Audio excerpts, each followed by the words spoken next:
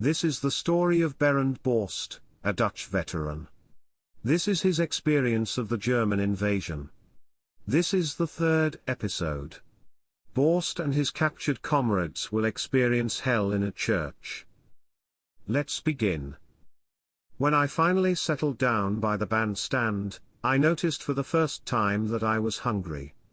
Amid all the emotions I had endured, I hadn't thought about eating at all.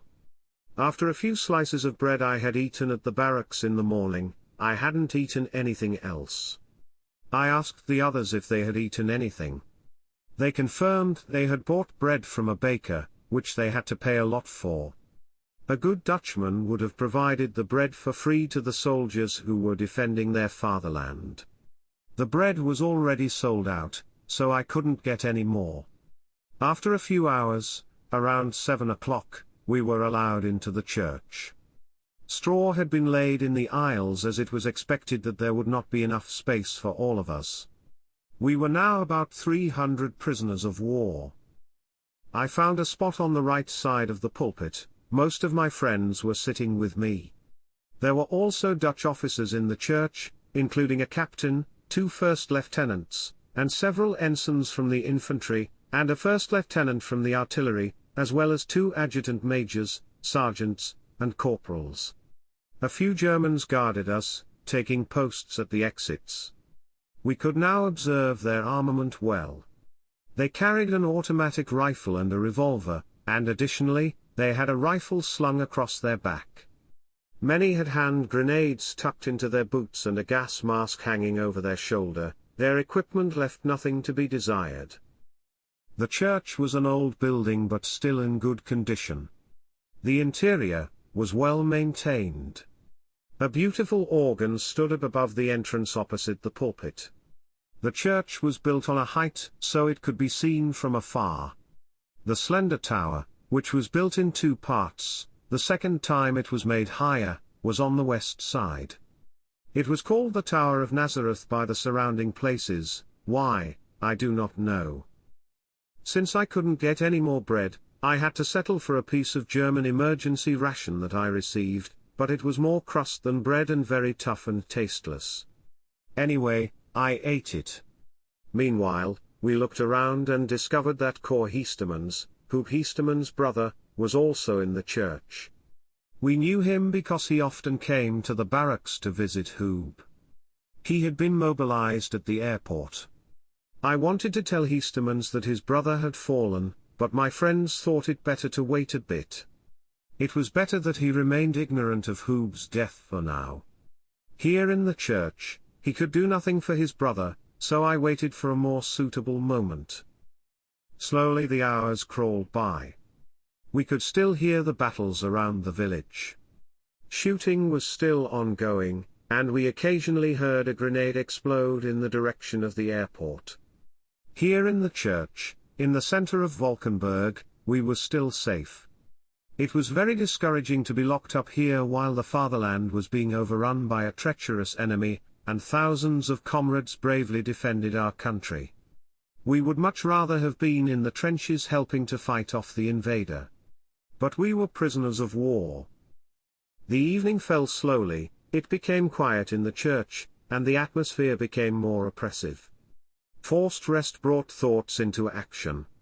I thought of everyone at home, of mother, brothers, and sisters. What condition were they in? What would be happening in Zwolle? Had the enemy already arrived there? What was happening at the border where Denny was? The enemy would undoubtedly have crossed the border there too, but in what manner?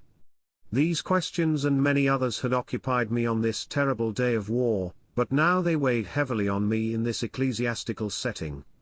Questions that grew and none were answered. It was unbearable to constantly think of all the loved ones about whom I knew nothing. It was best to put these thoughts out of my mind because an answer would not come anyway. But it was difficult to focus my attention on something else. It became quiet around the church, the fight had gradually ceased. Occasionally, a shot still rang out, but it gradually lessened. Finally, the first war day of May 10, 1940, came to an end. not much sleep was had that night. The day had been lovely again with the warm spring sun, but now in the night's darkness, it began to get colder. Moreover, it was very uncomfortable sitting in the pews, and we did not have much space. We lay with our heads on our crossed arms, leaning forward on the pew. At midnight, we heard the distant wailing of sirens. Air alarms were sounded in Leiden, and it was the first night that the Netherlands spent in darkness. We eagerly awaited the first daylight of Saturday, May 11th, but what would that day bring? At the first twilight, everyone was already moving, all longing to stretch their limbs. We were very hungry for some food but had to settle for the German war bread we received. It was still very early, outside, the battle had not resumed yet. But it didn't take long before the first shots fell, and the battle was soon in full swing again. Initially, it was still far off at the airport, but gradually the sound of the machine guns came closer and closer. That was not a pleasant feeling for us. We were adequately protected from the bullets by the thick church walls in which the windows were high, but our stay was very dangerous for the grenades. The battle came closer and closer. In the course of the morning, we could ascertain that shooting was taking place in the immediate vicinity of Valkenburg, including in the village. The Germans had been driven into the village and had entrenched themselves in the houses, which provided excellent cover. Thus, we found ourselves amidst increasing combat operations. We wondered where the inhabitants of Valkenburg might be. Later, I learned that many had crawled into the house cellars. They must not have had a pleasant time there. The battle became increasingly severe. An occasional bullet whistled through the church windows, causing the panes to rattle down. Fortunately, we were little bothered by this. If only it had stayed at a gunshot, we would have had nothing to fear. But it wasn't long before we heard the terrifying wail of grenades. We immediately realized they were heading for Valkenburg. We quickly crawled under the church pews to seek cover from the deadly steel. After the first grenades, more soon followed, usually 3 at a time. The village was now the target. For us, it became extremely dangerous. We had to wait and see where the grenades would explode. We lay under the pews, but what resistance could these offer if a grenade flew through the windows and the shards flew through the church? We were trapped like mice in a trap. It was terrible to hear all those whistling grenades exploding in the village, often in the immediate vicinity of the church, which towered high above everything else. The shooting alternated, infantry fire and artillery fire taking turns. That was a simple war tactic to explain. When the artillery fired, the machine gun fire ceased. The exploding grenades were supposed to drive the German soldiers out of their positions, the houses. Then we could hear the infantry firing with renewed force. So the battle slowly approached the village, now being enclosed while the encirclement became ever tighter. From a military point of view, this was a beautiful setup, but for us in the church, it was terrible. Frightful hours were spent. Most of the battle we lay under the pews, but there was nowhere near enough space for everyone. We lay on and under each other. A lieutenant used my stomach as a pillow while I had to settle for a sergeant's leg stuck in a boot. One of my legs was over a soldier while the other was underneath. Lying there was very uncomfortable and painful, causing constant shifting under the pews, which was unbearable. Many crawled out from under the pews and just sat down. When the infantry was heard, it was also safe above the pews. But things did not improve, the danger increased, and we became more careless. It lasted too long, and when would it end? The rattle of machine gun fire and the gunfire was incessant. As time progressed, more and more grenades rained down on the doomed village. Finally, what we had feared all morning happened, the church was hit. It had gone well for a long time. Many grenades had exploded in the immediate vicinity of the church while we held our breath, but now it was the church's turn. 3 grenades simultaneously exploded in the roof above the organ. A deafening noise made us crawl even deeper under the pews. What happened in the church at that moment was terrible. Everyone was waiting at that moment with the dreadful thought that any moment a shard or falling debris could hit you. After the thunderous roar, there was a deadly silence. But this was immediately chased away by fearful cries of pain and horror. We came out from under the pews but saw nothing but a tremendous dust cloud filling the entire building. In our astonishment, we all fled to the exit. We realized that the next grenades could also explode in the church. I left through the consistory room under the tower, the church building that had now become a hell. Unbelievably quickly, we were outside the building. The Germans had also completely lost their composure. The continuous artillery bombardment had unbalanced them. They let us go as we all scattered in all directions to seek cover. With a few boys, I fled between a couple of houses right opposite the tower. There we ended up between the sheds and chicken coops. Meanwhile, it rained grenades. They seemed to come from all sides. Everywhere there was the greatest disorder. The Germans didn't know what to do now that suddenly so many prisoners of war were walking around desperately looking for a hiding place. Where we ended up, there were also Germans. They quickly recovered from their confusion, and now guarded us. We found this terribly unfortunate because in the distance we saw the airport, where the Dutch flag proudly fluttered on one of the hangars. So the airport had been recaptured by our boys. How we would have liked to have fled to the airport. There was freedom. But the enemy held us back. We could soon see what was going to happen to us. Some boys had already run further in the direction of the airport, and had hidden themselves in a ditch, but now they wanted to creep further. However, some Germans saw this and called them back. A few of the escapees complied, but others ran further. They were shot down, presumably not getting far because they soon lay flat on the ground. We didn't stay long between the houses because a few Germans drove all the prisoners back into the church. We didn't feel much like it, but what could we do against those armed soldiers? So we went, but with heavy hearts. At the entrance stood a German soldier who wanted to send a Dutch soldier into the church, but the prisoner refused, causing the German to hold a revolver to him. To avoid accidents, we took him into the church with us. At the entrance, we had to step over the body of a German who lay across the threshold. He had been on guard at the door and had been killed by the shards of a grenade that had exploded right in front of him, leaving a crater in the ground. This had happened in the short time we had been out of the church.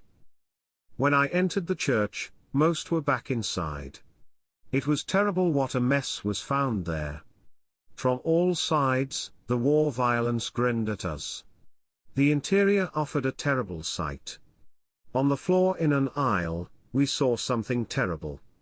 There lay 6 Dutch soldiers, struck by murderous steel. They had been robbed of their lives in this house of God where they were helplessly imprisoned. There were 1 sergeant and 5 soldiers, all infantrymen. Above the organ, 3 large holes had been made in a triangular shape through which we could see the blue sky of a radiant spring day. The organ was seriously damaged, grenade shards had gone straight through the pipes. The organ figures were horribly mutilated, they stood there without heads and arms. The ceiling had caught fire, the glowing grenade shards had affected the wood and the reed between the roof and the ceiling. This became dangerous because if the fire spread, what were we to do between the church walls? To make matters worse, we received the unpleasant news that if we even showed our heads outside the church, we would be shot at, with machine guns aimed at both exits. We had never been as hopeless as now. Death was with us in the church building. Would we ever come out alive again?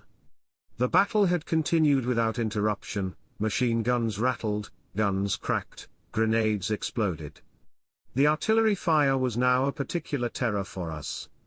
We could now see that the grenade shards went straight through the pews, cover would not help much.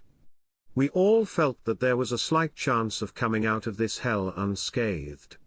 We had a small hope that we could be relieved by our boys, for judging by the shooting, it seemed that the circle around Valkenburg was being closed tighter and tighter.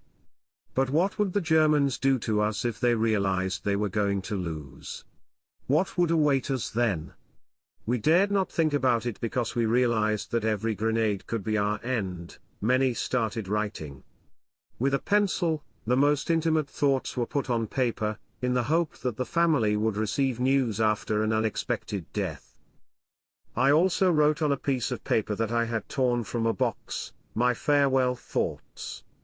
On the other side, I wrote my name and civilian address, as well as the military address. I did not have my identity plate on. In the rush, I had forgotten to put the plate around my neck on Friday morning, because I never wore it. Meanwhile, it had become noon, we were hungry again. We ate German war bread again, but it tasted only moderately good to us. People walked around the church, others had returned to their old spots. Not all the prisoners of war had returned to the church, they were in the village school or somewhere else in the village. Slowly time passed, the hours went by slowly. The battle around the church had intensified. Due to the direct hits, many windows had shattered, and glass shards regularly fell down, loosened by the continuous thunder of exploding grenades. Bullets regularly whistled through the windows. Some had ripped the doors off the pews to lay them on the pews to provide cover. Many followed this example. The doors were soon all ripped out of the pews.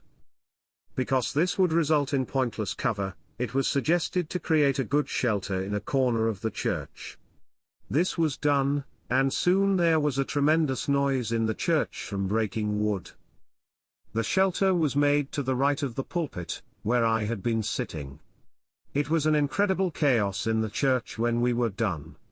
There were no more pews, the floor was covered with straw, debris, chunks of wood, and whole and torn Bibles. Among these still lay the bodies of the dead. We could not move them because we were not allowed outside the church. During the construction of the shelter, the officers and Germans just let us go about our business. Meanwhile, the fire in the roof had worsened, the flames licked along the wood and reed. Fortunately, water was sprayed on the fire from the outside. We had to make sure we got out from under it because the water splashed through the hole in the church. But soon they stopped spraying because of the danger of standing unprotected outside. Now the danger increased because now the fire could continue unchecked. We saw this and therefore decided to start extinguishing it ourselves. Several older generation soldiers took this upon themselves. One of them climbed the ladder that stood by the organ to the top and stood there on the beams that had been exposed by the exploded grenades. He stood there right next to the fire. A bucket attached to a long rope was hoisted up filled with water and then poured over the fire. This was a very difficult and dangerous task because grenades and bullets were flying continuously. Finally, the extinguisher managed to master the fire. It was a tremendous display of courage and daring. Without that brave action, we would have been even worse off than we already were. Slowly the long hours crawled by. The atmosphere in the church was spoiled by unpleasant smells. The day before, we were still allowed to use the toilet that was present in the church, but due to the frequent use we made of it, which was no wonder since there were about 300 of us, the Germans forbade us. So there was nothing else to do but use a few buckets we found for that purpose. These were placed in a corner of the basement. To let the water run, we stood against the heating in the absence of anything else. This made the forced stay in the church a horror, and for how long? Gradually the evening came, and the terrible day passed. With the coming of darkness, the battle around the church ceased. We crawled under our shelter to sleep there. But the space was much too small, we lay on and under each other. That's why I lay down on the seat plank where I had the space. But at night I got so cold that I crawled back among the others. We slept little or not at all again. In the silence of the night, everything that had happened in the past 2 war days passed through my mind again. My thoughts went to Zwolle, to home. How was it there? How was it at the border? Why didn't I get an answer to all my questions? Why not? I had to know. Oh no.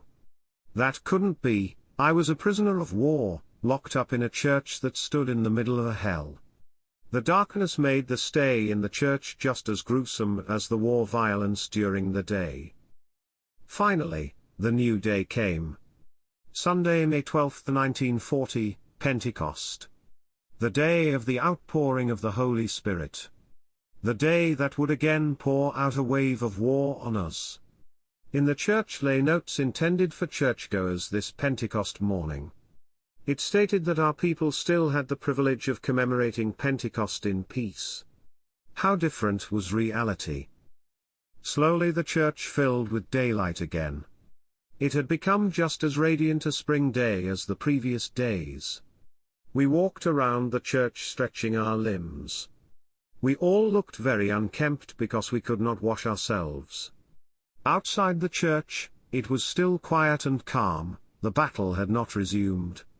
Some prisoners of war and a few Germans fetched all sorts of food from the grocery store of far more, which was opposite the church entrance, such as cake, cookies, chocolate, etc. The store had been hit by a grenade and now stood unattended. That food was very welcome because we hadn't eaten anything decent in 2 days. The store was emptied, and the stock was stored in the church after we had indulged ourselves. The rest was taken under the control of a lieutenant, which was very wise because who knew how long we would still have to stay in the church. The 6 bodies of the victims were also brought outside the church after they had lain almost a day with us in the church. They were laid next to the entrance. The battle had resumed and soon became just as fierce as the previous day. Now we had to stay in the church again and were guarded by the Germans. How were the poor people of Valkenburg doing? Their village was a witch's cauldron. It was just like before, bullets whistled and ricocheted against the walls, grenades wailed and exploded, sowing death and destruction. The battle increasingly imposed itself on Valkenburg, and we were still in the midst of this misery. Everything throbbed and thundered from the war violence. Suddenly we were startled by a large piece of ceiling that had been loosened and crashed down. Fortunately, no one was injured. Slowly time passed, without even a small break in the fighting. It was still before noon. For the second time, the roof was hit. 2 grenades had now found the roof of the church in the same place as yesterday. We were anxiously crouched down, but oh. We were already used to this deadly violence for 2 days, what did it matter to us anymore? Our human senses had been completely dulled in those few days. We no longer realized the horror around us. Even the dead who had lain with us were no longer a horror to us, we were alive, but nothing more. Again, the church was full of dust, again death was within the walls. Now we were not allowed to leave the church, we anxiously awaited what was going to happen. We sat under pews or with buckets and Bibles on our heads. When this terrible ordeal was over, we could survey the damage. The holes in the roof had gotten bigger. It was a miracle that no one was hit. One person had a scratch from falling debris, fortunately, that was all. I sat against the wall under the pulpit, and about a meter above my head, a grenade shard had hit, a hole showing the spot. Further, the war continued, more grenades came and exploded. The firing of the guns and the rattle of the machine guns were endless. At any moment, another grenade was expected in the church. The next few hours were again spent in anxious suspense. The battle had come even closer. We began to fear that hand grenades would be thrown, one could easily come through the windows. The fire that had been extinguished yesterday was reignited by the incoming grenades. The flames licked along the wood and the reed. Now there was no thinking of extinguishing it. The battle around the church was terrible. We also feared for the tower. If it were hit and fell on the church, what would become of us under that rubble? Suddenly, we heard a tremendous crackling next to the church. Was this a street fight? Were Dutch soldiers facing the Germans, man to man? Was this our liberation? For a considerable time, this violence lasted. As suddenly as it had come, it ended. What had it been? Had our boys had to retreat again? Later I learned that it was a luxury car loaded with cartridges that had caught fire. This caused the ammunition to explode, making such a noise. Resigned, we awaited the outcome of the battle. In the course of the afternoon, we were ordered to leave the church. We had to stick together, follow the Germans' orders, and follow the designated route as soon as possible. That was a relief for us now that we could leave that miserable prison. Because the fight raged unabated, we took everything with us to protect ourselves, church cushions, buckets, etc., even boys walked with Bibles on their heads. Outside the church, we were driven in the direction of Leiden. As fast as we could, we ran across the road, out of the village. In the church, we had thought that the enemy was pressed together, but now it turned out very differently. Along the road we had to follow were nothing but German soldiers. That was a disappointment for us. Finally, we arrived at the edge of the village in a garage where I had been before I came to the church. That garage offered much less cover for bullets and grenades than the church.